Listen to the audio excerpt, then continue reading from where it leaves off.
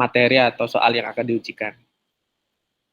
Nah, beberapa waktu terakhir kita telah banyak ngobrol ya soal Pancasila sebagai dasar negara, Pancasila sebagai falsafah hidup dan seterusnya. Nah, hari ini kita coba melihat apakah kemudian Pancasila itu bisa menjadi sebuah sistem etika dan bisa menjadi sebuah paradigma ilmu. Nah, ini adalah poin yang terakhir yang akan kita diskusikan dan nanti harapannya teman-teman bisa menyelesaikan soal yang diberikan terkait pemahaman teman-teman terkait posisi Pancasila terhadap sistem etika dan juga paradigma ilmu. Nah, kenapa kemudian etika itu menjadi penting ya? Karena kita sebagai manusia, kita punya standar ukuran tertentu ketika kita menilai baik, buruk, benar, salah, indah, tidak indah, dan seterusnya. Nah, Pancasila itu ditempatkan di poin ini. Jadi dia sebagai sebuah nilai atau kualitas yang abstrak, dia punya value tersendiri, dan dia juga punya ukuran norm sendiri. Bentar, teman-teman. Saya coba. Ini. Oke. Nah, Pancasila posisinya di sini, teman-teman. Dia punya kualitas nilai yang abstrak sifatnya. Tapi kemudian karena dia abstrak, maka kemudian perlu untuk diimplementasikan dalam bentuk-bentuk standar moral atau norma tertentu. Kita sudah belajar soal aturan hukum, undang-undang, perundang-undangan, dan sistem hukum lainnya yang sifatnya mengikat.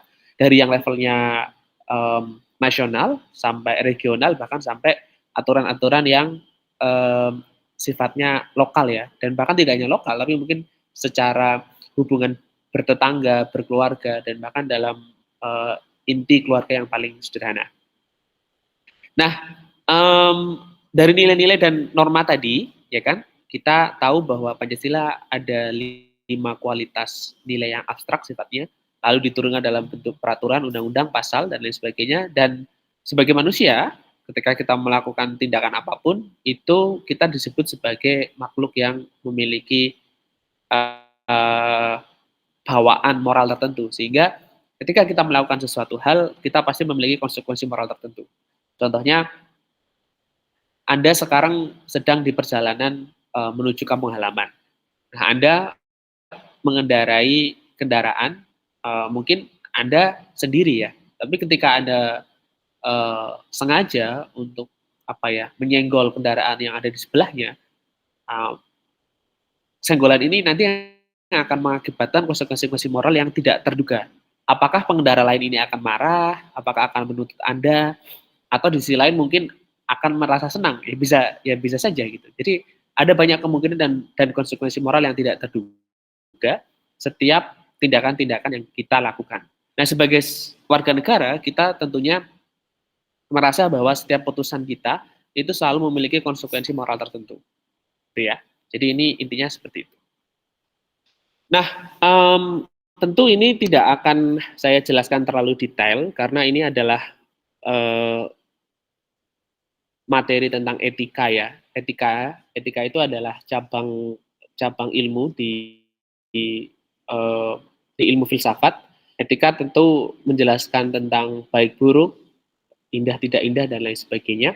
Tapi yang paling penting adalah kalau Pancasila itu nilai apa sih atau ciri khas nilai apa yang ingin kemudian dijelaskan gitu ya. Jadi ada banyak sekali aliran-aliran etika yang secara umum itu bisa dibagi menjadi 3. Ada virtue etik, ada teleologis, dan ada deontologis. Jadi orientasinya ini berbeda-beda. Kalau virtue etik itu biasanya dia punya orientasi tentang keutamaan dan kebajikan ya. Contohnya kita sebagai seseorang yang religius, kita pasti punya nilai, yang nilai itu kita pegang, dan kita percaya bahwa nilai yang utama yang kita pegang ini adalah nilai yang harus diimplementasikan. Contoh, seseorang yang beragama, maka dia harus memiliki sikap welas asih misalnya, ya. Kemudian jujur. Nah, jadi itu sebagai virtue etik atau nilai keagamaan. Nah, selanjutnya sebentar ini ada yang masuk. Selanjutnya, kita lihat bahwa ada aliran berikutnya, yaitu tentang aliran yang disebut sebagai teleologis ya. Teleologis itu artinya konsekuensi. Nah, orientasi konsekuensi ini juga seringkali didasarkan pada orang-orang yang memiliki posisi sebagai pengambil kebijakan hukum atau pengambil kebijakan policy tertentu ya. Contohnya ketika kita memutuskan misalnya memutuskan suatu kebijakan, tapi itu harus mengorbankan beberapa orang misal atau beberapa kepentingan, maka di situ kita bisa lihat itu sebagai etika utilitarian misalnya. Lalu ada juga yang menganggap bahwa orang itu harus mengejar apa ya, passion atau orang itu harus mengejar sesuatu hal yang mereka senangi ya. Jadi itu ada namanya istilahnya itu hedonism ya. Tapi hedonism di sini sebagai sebuah aliran etika tentunya berbeda dengan istilah hedonisme yang dipahami oleh masyarakat kita secara umum ya. Kalau hedon itu kan selalu ada gambaran bahwa orang yang hedon ini orang yang berfoya-foya dan seterusnya, yang materialistik, padahal tidak. Kepuasan ya, jadi intinya adalah kepuasan. Nah, karena kita melakukan tindakan baik, maka kita akan mendapatkan kepuasan tertentu. Nah, itu semacam itu. Jadi itu bentuk orientasi ciri khas etika yang kedua. Lalu yang terakhir ada semacam etika yang sifatnya kewajiban ya, atau keharusan. Jadi patut tidak patut, layak tidak layak sih kamu melakukan hal ini gitu loh. Ketika kamu jalan gitu, apa yang akan kamu lakukan gitu? Apakah kamu akan menerobos begitu saja atau menunggu dalam antrian ya? Jadi ada kepatutan lah, pantasan dan seterusnya. Nah, itu hanya sebagai gambaran saja general tentang ide itu. Lalu yang akan kita bicarakan hari ini adalah ini. Jadi ini yang paling penting. Ini adalah poin yang mungkin akan menjadi apa ya? Poin tersendiri bahwa kita harus memahami kalau kita berbicara soal apa ya, value itu kan bermacam-macam. Jadi kita mempercayai bahwa ada value yang universal. Bahkan dalam manusia, dalam aktivitas akademik ya. Nah ini nanti teman-teman harus pahami ini di poin yang saintifik ini. Jadi kalau Anda sebagai seorang ilmuwan itu punya, apakah Anda punya nilai-nilai universal tidak sih gitu ya? Oh punya gitu. Apa gitu? Misalnya nilai universal yang ingin ditonjolkan adalah objektivitas, kebenaran, kebebasan akademik, dan lain sebagainya gitu. Nah itu semua yang menjadi bahan ketika seorang ilmuwan itu bekerja gitu. Ilmuwan tidak boleh melakukan manipulasi data, ilmuwan tidak boleh melakukan apa kesalahan praktik dalam proses eksperimentasi gitu ya. Itu tidak boleh gitu. Apalagi sampai melakukan plagiasi. Itu sudah menjadi sebuah kejahatan dalam tanda kutip ya, atau kesalahan terbesar bagi seorang ilmuwan atau akademisi itu sendiri. Lalu yang selanjutnya adalah terkait manusia ya. Manusia itu juga punya nilai-nilai universal secara umum gitu ya. Misalnya kebahagiaan, kesejahteraan, dan lain sebagainya. Jadi itu dia. Lalu bagaimana dengan Pancasila ya? Pancasila kemudian diposisikan untuk melihat permasalahan ilmiah ini, itu harus diterapkan sebagai sebuah nilai ya. Nilai ini nanti akan bekerja pada level apa? Apakah pada komunitas ilmiahnya, apakah pada tindak tutur seorang ilmuwan ketika mereka meneliti, atau Pancasila ini hanya dijadikan sebuah aturan, regulasi atau rules ya. Seperti itu. Oke, ini secara singkat saja tabiat saleh Pancasila. Tentu teman-teman nanti bisa mengeksplorasi lebih jauh lagi. Lalu ini yang paling penting. Bagaimana seandainya Pancasila itu sebagai sebuah paradigma ilmu ya? Kira-kira seperti apa? Tentu yang diinginkan adalah seorang ilmuwan itu punya sikap jujur, punya disiplin, punya tanggung jawab, peduli, bisa memahami, lebih responsif dan proaktif dalam mengatasi permasalahan yang ada. Nah, ini yang mungkin akan saya munculkan sebuah pertanyaan dan teman-teman saya nanti minta untuk menjawab sesuai dengan pandangan teman-teman dan argumentasi teman-teman. Jadi lebih ke argumentatif ya. Jadi soal UTS di kelas ini adalah bukan soal UTS yang menghafal, tapi bagaimana teman-teman menyelesaikan permasalahan yang ada, lalu teman-teman coba untuk mengaktualisasikan jawaban teman-teman secara argumentatif dan kritis. Nah, kemudian misalnya ada pertanyaan tentang apakah mungkin Pancasila itu diimplementasikan sebagai sebuah paradigma ilmiah? Jika iya, maka bagaimana disiplin Anda atau fakultas Anda mencoba untuk menerapkannya, ya kan? Misal teman-teman dari geodesi mungkin punya punya cara tersendiri dalam melihat permasalahan di masyarakat, kemudian di situ ada permasalahan ketidakadilan, ada permasalahan demokratisasi dan lain sebagainya. Silakan nanti teman-teman coba mengaktualisasikan, coba menyelesaikan permasalahan yang akan saya berikan di UTS. Nah, intinya adalah yang pertama, setiap iptek atau ilmu pengetahuan yang dikembangkan itu tidak boleh bertentangan dengan nilai-nilai Pancasila. Nilai-nilai Pancasila sebagai faktor internal pengembangan iptek, nilai Pancasila sebagai rambu normatif pengembangan iptek atau das solen, lalu pengembangan iptek berakar pada budaya dan ideologi bangsa sendiri. Ini adalah upaya yang terakhir, yaitu adalah upaya lokalisasi pengetahuan atau indigenisasi of knowledge itu sendiri. Nah, ini penting karena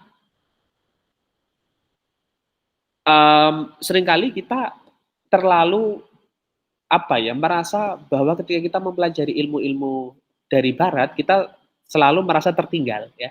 Karena kita tidak punya kepercayaan diri sebagai seorang ilmuwan. Biasanya kita sebagai seorang ilmuwan atau mungkin akademisi kita selalu merasa minder ketika kita presentasi di depan akademisi dari luar gitu atau akademisi dari luar mencoba menjelaskan satu teknik, satu ilmu gitu. Karena kita selalu merasa tertinggal ya ketika mindset atau pola pikir kita seperti itu ya kita akan selalu tertinggal gitu. Padahal yang namanya ilmu pengetahuan itu kan ilmu yang sifatnya objektif ya dan semua orang bisa mempelajarinya. Itu akan berbeda dengan nilai-nilai kearifan lokal yang berbeda-beda di setiap wilayah di seluruh bagian dunia misalnya. Itu ya. Jadi poin-poinnya adalah kemudian nilai-nilai Pancasila ini sebagai rambu-rambu normatif. Misalnya sejauh mana seorang akademisi itu bisa berbicara soal agama misalnya. Jadi akan ada mungkin batas-batas tertentu bagi ilmuwan itu tidak perlu untuk mencampuri hal-hal yang sifatnya belief atau kepercayaan. Mungkin seorang ilmuwan tidak percaya akan adanya eksistensi Tuhan ya, tapi dia juga harus menghormati bagaimana kepercayaan terhadap Tuhannya setiap warga itu atau warga lokal bahkan atau warga adat istiadat ya kita harus hormati itu gitu. Kita harus paham itu sebagai sebuah value, sebagai sebuah tuntunan hidup yang dia punya keberkahan, dia punya benefit yang luar biasa sebetulnya. Gitu loh. Jadi tidak boleh kemudian seorang ilmuwan itu sangat egoistik dan sangat self-centered gitu. Contoh misal teman-teman bekerja di sebuah perusahaan tambang ya, kita tahu bahwa tambang itu kemudian eh, misalnya dia tidak bisa menegosiasikan antara ecological cost dan social cost-nya gitu loh. Sudah ecological cost-nya dikorbankan, social cost-nya juga dikorbankan, misalnya menggusur wilayah-wilayah tempat-tempat sakral adat dan seterusnya. Itu kan sudah sebetulnya sudah kemudian melawan dari bentuk kebiasaan yang ada gitu loh. Kalau nilai-nilai itu baik dan punya benefit yang luar biasa dalam mengatur sistem kemasyarakatan ya itu harus dipertahankan, bukan kemudian itu diubah diubah-ubah dan digonta-ganti semaunya gitu. Lalu selanjutnya ini adalah refleksi terakhir ya. Jadi ini contoh-contoh pertanyaan, teman-teman nanti bisa mengembangkannya. Misal, apakah Anda percaya bahwa nilai etika dalam kehidupan sosial itu bersifat tetap dan absolut? Nah, tentunya tidak ya. Nilai itu kan selalu berkembang ya. Contoh, dulu ada pemahaman bahwa ketika kita bisa membeli pekerjaan ya, misalnya kita punya budak ya, relasi tuan budak dulu kan ada ya, sekarang kan tidak ada. Karena tidak boleh, perbudakan itu tidak boleh sekarang. Jadi nilai tentang perbudakan, jual beli budak itu tidak boleh sekarang. Jadi kan pada akhirnya itu kan tidak lagi sebagai sebuah nilai yang dikatakan absolut gitu ya. Lalu selanjutnya misal eh, bagaimana pandangan Anda perihal Pancasila sebagai dasar etika kehidupan? Nah, silakan Anda menjawabnya. Oh iya, itu bisa sebagai etika kehidupan pada porsi apa, pada bagian apa. Lalu mengapa ilmu pengetahuan di Indonesia perlu berdasarkan perspektif Pancasila? Perlu enggak sih? Gitu. Tadi kan sudah saya jelaskan ya secara singkat. Mungkin sambil teman-teman yang ada di jalan ya, sambil ada yang sedang perjalanan, silakan sambil mendengarkan poin-poinnya. Lalu yang paling penting adalah apakah mungkin ya kita kan sudah belajar uh, the way of life, the way of thinking, system of value. Nah sekarang ada pertanyaan berikutnya gitu loh. The way of scientific dalam perkembangan paradigma ilmu dalam perspektif Pancasila itu seperti apa? Bisa tidak sih gitu? Apakah kemudian Pancasila akan membatasi perkembangan ilmu? Enggak di Indonesia. Kalau iya seperti apa? Kalau tidak maka pada porsi apa? Lalu apakah Pancasila dapat bersaing dengan pergulatan teoritis ya? Selama ini ada gempuran ilmu-ilmu yang berasal dari barat misalnya. Apakah kemudian seorang ilmuwan Indonesia itu bisa independen dalam meneliti, dia bisa misal dia kuliah di luar, dia menjadi diaspora, maka dia akan menjadi diaspora yang seperti apa gitu. Itu. Kemudian yang terakhir adalah seperti apa masa depan Pancasila dalam konteks paradigma ilmu gitu. Begitu. Baik, itu adalah penjelasan singkat ya, teman-teman, terkait uh, Pancasila sebagai paradigma ilmu. Silakan kalau teman-teman ada pertanyaan terlebih dahulu sebelum saya melanjutkan ke pembahasan berikutnya.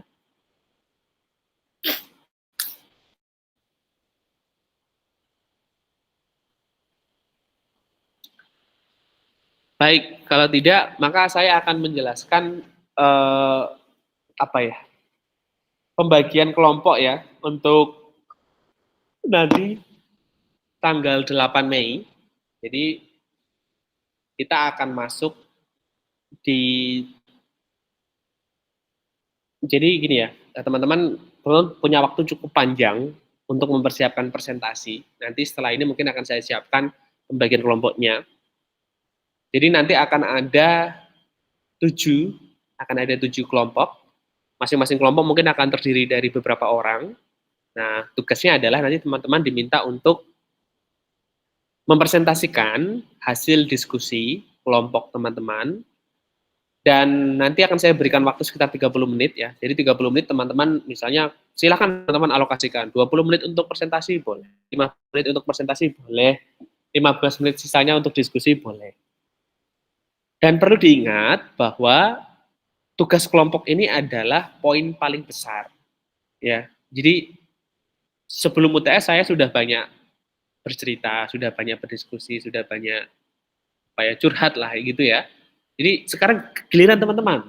Setelah UTS nanti teman-teman saya berikan ruang, tapi saya tetap ikut dan selalu memandu untuk mengkritisi bagaimana sejarah perkembangan pendidikan Pancasila sejak sistem pemerintahan pertama atau rezim yang pertama kali ada, rezim pemerintahan yang ada pertama kali oleh Soekarno ya, sampai yang paling terakhir adalah Jokowi.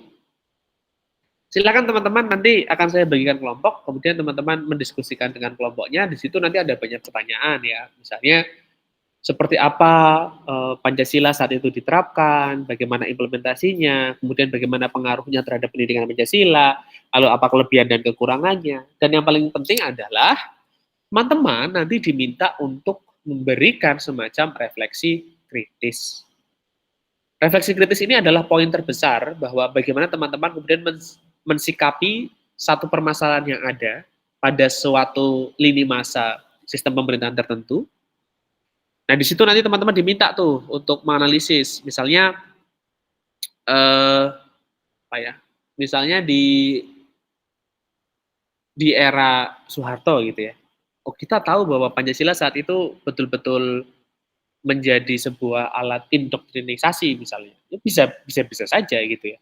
Lalu kalian memberikan tidak hanya mengkritik, tapi memberikan refleksi kritis tertentu yang mungkin bisa diimplementasikan dan memiliki relevansi dengan kondisi um, sosial politik hari ini misalnya.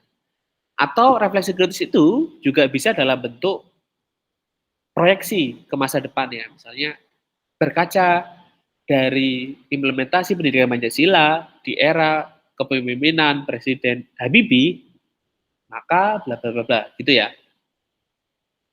Clear ya? Nah, lalu aturan selanjutnya adalah teman-teman bebas menggunakan alat peraga apapun ya, tapi jelas nanti yang akan dikumpulkan itu dalam bentuk PDF karena yang bisa diterima di semester itu kalau tidak salah PDF Word ya. Jadi mungkin itu disesuaikan terserah mau pakai Canva, mau pakai PPT atau apapun itu terserah gitu. Yang paling penting adalah ketika hari H presentasi, teman-teman diharapkan hadir satu kelompoknya. Kalau ada yang tidak hadir ya sudah nilainya nanti saya kosongkan. Gitu ya. Jadi itu kalau tidak betul-betul urgent sekali meninggalkan kelas ya mohon untuk tetap hadir. Lalu keaktifan. Nah, keaktifan ini penting. Bagi teman-teman yang presentasi, maka nanti akan dihitung nilai keaktifannya. Tapi bagaimana dengan penugasan kelompoknya? Seandainya ada satu atau dua anak yang tidak terlibat sama sekali, ini kan waktunya 1 bulan ya, kalian masih punya waktu 1 bulan. Anggap saja 1 bulan itu sudah dipotong dengan 2 minggu lebaran, guys. Anda masih punya waktu 2 minggu, jadi masih bisa untuk well prepare ya untuk mempersiapkan materinya gitu. Seandainya ada yang tidak bisa atau tidak pernah terlibat sama sekali, silakan lapor ke saya. Nanti akan saya tanyakan lagi dan saya pastikan bahwa anak tersebut tidak akan mendapatkan nilai yang maksimal dibandingkan dengan nilai kelompok. Begitu. Nah, selanjutnya untuk teman-teman yang tidak presentasi, teman-teman boleh bertanya. Misalnya saat sesi diskusi berlangsung, angkat tangan, Mas saya mau tanya, saya dari kelompok 2 ingin bertanya kepada kelompok 1 misalnya, atau kelompok 3, nama saya siapa? Silakan, nanti akan juga masuk dalam penilaian keaktifan. Itu ya teman-teman. Jadi untuk penugasan kelompok ini mohon untuk diperhatikan lagi. Selanjutnya adalah terkait materi UTS. Sebetulnya saya ingin mereview, tapi kok online semua, jadi gimana ya? Jadi mungkin saya akan jelaskan secara singkat karena saya tuh paling tidak suka kalau kelas online, tapi ya sudah mau bagaimana lagi ya kan. Jadi ada beberapa poin, saya harap teman-teman mencatat dan memperhatikan secara seksama karena mungkin ini akan keluar di UTS ya. Dan teman-teman juga ingat-ingat kembali materi-materi yang sudah kita diskusikan selama di kelas ya. Karena tidak ada papan tulis, saya mungkin akan langsung menjelaskannya. Pertama adalah terkait dengan hakikat Pancasila. Teman-teman perlu diingat-ingat kembali ketika Anda mempelajari apa itu ideologi saat itu. Lalu Pancasila sebagai sebuah ideologi, dia punya berbagai bentuk dimensi, ya kan? Dimensi idealitas, realitas, fleksibilitas, sebagai ideologi yang terbuka. Silahkan teman-teman coba ingat-ingat kembali, coba membuat jawaban dengan bahasa teman-teman sendiri. Jadi saya lebih suka membaca jawaban yang original ya, jawaban yang betul-betul itu khas dan teman-teman punya gitu selama ini. Lalu jelaskan pula secara argumentasi. Jadi nanti teman-teman juga diminta untuk membuat argumen tertentu mengapa kemudian Pancasila, ya kan? Itu bisa menjadi sebuah landasan ideologi. Teman-teman ingat, hukum nasional, ya kan? lalu ada tujuan negara saat itu. Itu ya. Tujuan negara itu kan berarti cita-cita, cita-cita di masa depan itu ingin seperti apa. Lalu berikutnya, teman-teman ingat-ingat lagi dulu ada materi tentang mengapa kemudian Pancasila ya menjadi semacam raison d'être ya atau um, reasoning ya, sebuah alasan penalaran bahwa Pancasila bisa menjadi sebuah sistem filosofis atau sistem falsafah yang selaras dengan apa? System of value ya atau sistem nilai. Kemudian the way of thinking ya, cara berpikir, sudut pandang berpikir ya. Dan terakhir adalah dengan pandangan hidup masyarakat ya atau the way of life. Lalu pertemuan yang selanjutnya itu tentang kecerdasan ideologis. Nah, ini mungkin akan saya keluarkan menjadi sebuah pertanyaan yang menarik bahwa mengapa sih kita sebagai warga negara itu harus memiliki semacam kecerdasan ideologis atau ideological intelligence gitu. Apa gitu? Kenapa? Apa sih pentingnya? Apakah kemudian karena Pancasila itu bisa menjadi kritik atau karena apa gitu ya? Jadi silahkan teman-teman coba uh, merefleksikannya kembali. Dan yang terakhir adalah terkait materi kita pagi hari ini tadi ya, soal mengapa kemudian Pancasila itu bisa menjadi paradigma ilmu, kemudian Anda berikan contoh dengan bidang keilmuan Anda, keahlian Anda saat ini. Jadi itu, adalah rangkuman singkat materi kita selama 1 semester ini. Harapan saya nanti teman-teman mengerjakan soal dengan baik, teman-teman bisa mendapatkan nilai dengan maksimal. Jangan lupa untuk di-print ya, entah itu kartu identitas apa mahasiswa atau KTM, meskipun digital tapi mending di-print untuk itu jaga-jaga.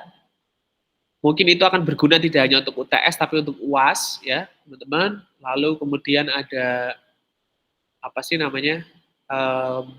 Kartu ujian itu harus dibawa, wajib sekali itu harus dibawa. Barangkali kalau KTM teman-teman sudah punya yang fisik ya itu lebih bagus lagi ya. Jadi buat jaga-jaga saja. Lalu dipastikan lagi teman-teman sudah memenuhi kriteria masuk.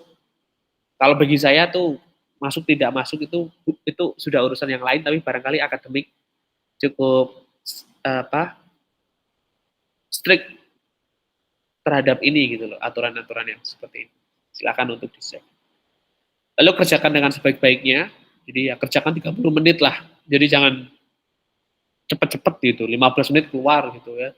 Mentang-mentang sudah sudah mempersiapkan diri karena sudah tahu soalnya mau seperti apa gitu ya. Jadi ditulis dengan rapi, dengan hati-hati sehingga saya bisa membacanya. Kalau tulisannya sudah tidak bisa dibaca, saya nggak akan nilai dengan maksimal gitu ya. Jadi sebisa mungkin bisa dibaca gitu. Kecuali itu apa oret-oretan ya atau coret-coretan gitu ya. Itu sudah beda. Silakan ya. Jadi teman-teman kerjakan secara maksimal, teman-teman percaya diri dengan jawaban teman-teman karena ini bukan ujian kognitif yang terlalu jelimet dan hafalan, tapi bagaimana teman-teman menanggapi sebuah isu yang relevan dan sering terjadi di sekitar kita.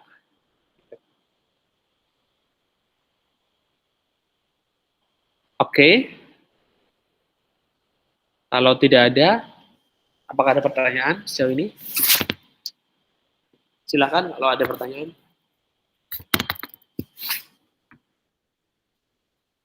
Silakan mumpung sebelum saya tutup, nanti saya kirim materinya ya. Materi apa? Bagian kelompok kok. Pembagian kelompoknya. Kalau tidak ada, apakah ada yang mau bertanya barangkali? Silakan.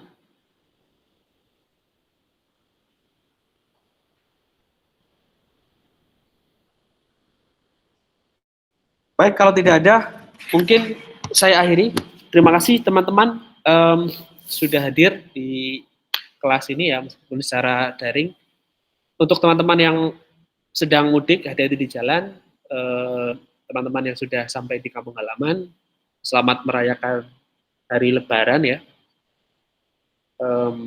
Semoga teman-teman bisa bertemu kembali ya nanti di kelas setelah UTS.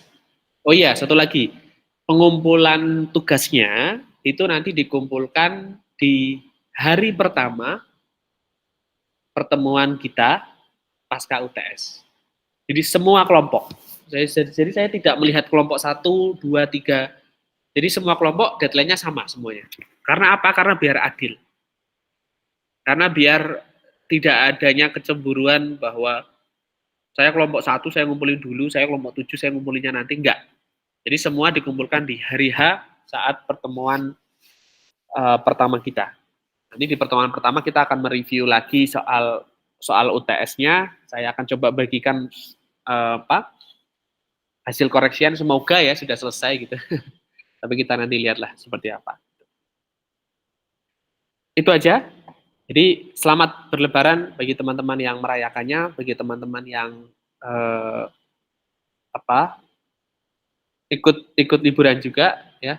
Hati-hati di jalan dan selamat menempuh ibadah puasa dan juga ibadah persiapan untuk UTS. Semoga nilainya maksimal. Kalau begitu saya akhiri. Selamat pagi teman-teman. Kalau tidak ada pertanyaan ya. Assalamualaikum warahmatullahi wabarakatuh. Waalaikumsalam warahmatullahi wabarakatuh. Terima kasih, Pak. Ya, sama-sama. Terima kasih, Pak. Ya.